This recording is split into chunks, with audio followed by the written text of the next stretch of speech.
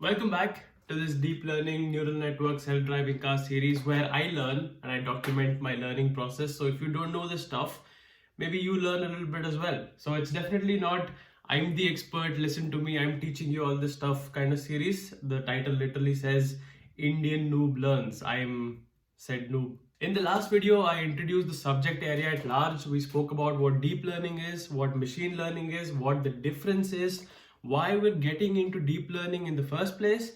Today, in this video, we're going to talk about the neural network itself, the brain of the entire operation. What is it?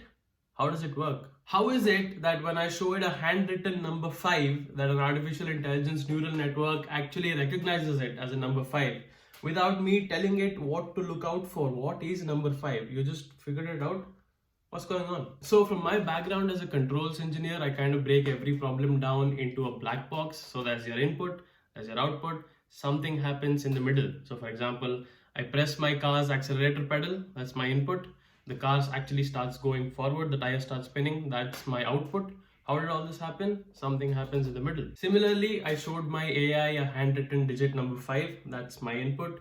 The AI actually recognizes it as a number 5, that's the output. How did this happen? Something happens in the middle. Something happens in the neural network. Now, before we actually dive into how the neural network works, let's look at how it's laid out. What's the structure? Again, let's take the example of simple image recognition because it's easy. Of course, neural networks can process all sorts of images and by extension video, sound processing, etc., etc. But for now, for our basic simple understanding, number recognition on an image. Consider this simple example. We have an image with number 5 written on it and we want the neural network to recognize that. So this image can be whatever size, whatever resolution. What's the Photoshop default is 1920 into 1080. Again, that's too complex for us to understand because 1920 into 1080 is 1820 lakh something pixels on that photo. So again, let's simplify it. Let's take a very shitty image, 20 into 10 pixels, so that's 200 pixels. It's horrible quality, but you can still see that number 5 is written on it. So 200 pixels of an input image, these 200 pixels are the input layer to your neural network. 200 input neurons form the first layer of the network. This is what you're showing it as input. Of course, on the other side, there will be the output layer that gives you the answer. So if you're doing 0 to 9 number recognition, you'll have these 10 neurons 0 to 9 as part of your output layer. And in the middle, of course, we have the black box. Something is happening in here.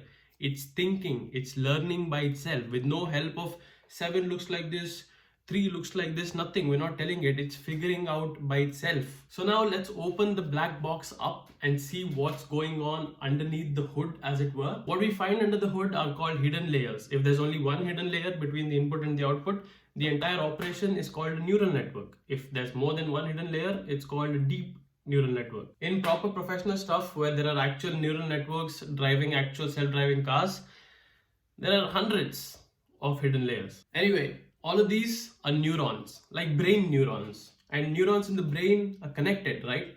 So are these. Each neuron in one layer is connected to all other neurons in the next layer and so on. So when it sees a number 5 as input, for example, after it learns and it trains itself, a very specific set of neurons fire layer after layer, and like a maze puzzle, the sequence ends up hitting the neuron with number 5 at the output. Now let's start talking about how all of this actually happens. As I said, 200 pixel input image, each pixel is a neuron.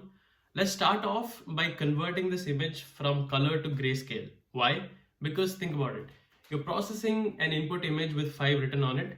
Does it really matter if this 5 is written in purple color or orange color or in gray color?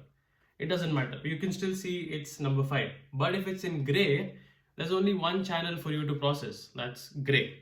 But if it's in color, you have to consider RGB because all of that, the color is a combination of red, green, and blue. So when complexity starts adding up, your GPUs will thank you for simplifying it. I mean, it's the same with identifying a dog or my face. Anyway, now we have 200 input pixel neurons as our input, and they are now in grayscale. And each neuron holds a grayscale value from 0 to 1. So if that specific pixel is fully black in your image, it's a 0. If it's fully white, it's a 1. Anywhere gray in between is along that scale. It's 0.3, 0.55, 0.74, whatever. Now, as I said, all of these neurons from the input layer connect to all of these neurons on the next layer. And all these connections have a weightage assigned to them.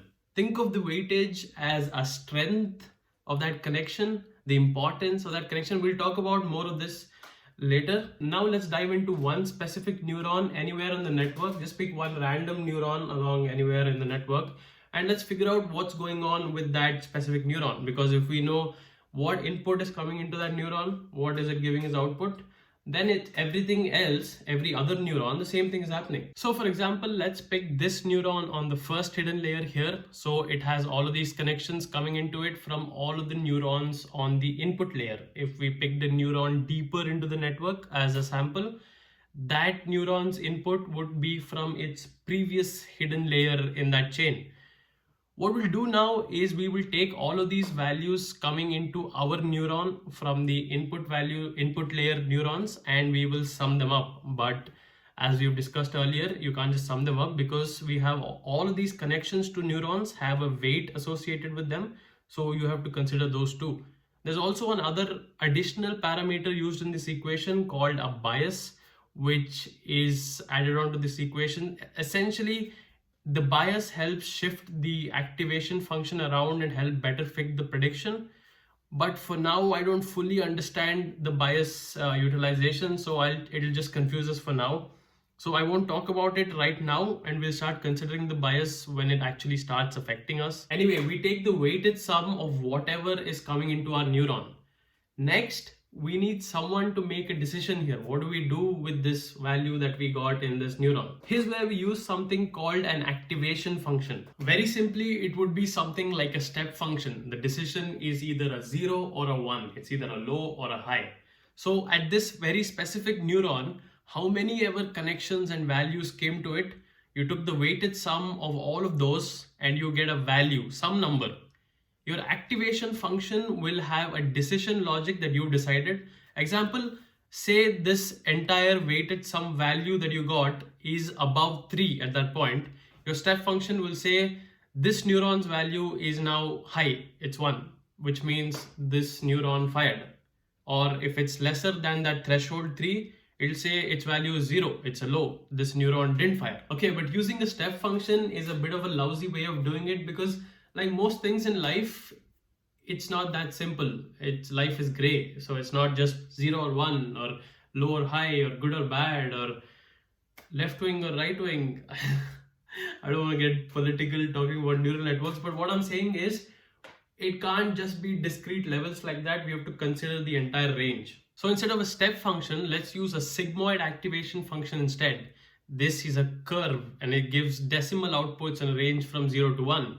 So with sigmoid activation, the neuron fired, but it fired a 79% bright, or it fired, but it's dull, it fired 21% or something like that. It's not just fired or didn't fire, it fired, but this is its brightness. And this activation value that we get moves along the network and becomes part of some other neuron's input value and input equation. This whole process happens at every single neuron. Do you see the scale of the operation now? Just to recognize a 5 as a 5. And all of this is only for this shitty 20 into 10 pixel horrible quality image. I mean, if we talk about, as we said earlier, if it's 1920 by 1080, that's instead of having 200 neurons as input, you'll have 20 lakh neurons as your input. So pretty much each neuron gets its sigmoid activated value, and that value feeds into another neuron down the line.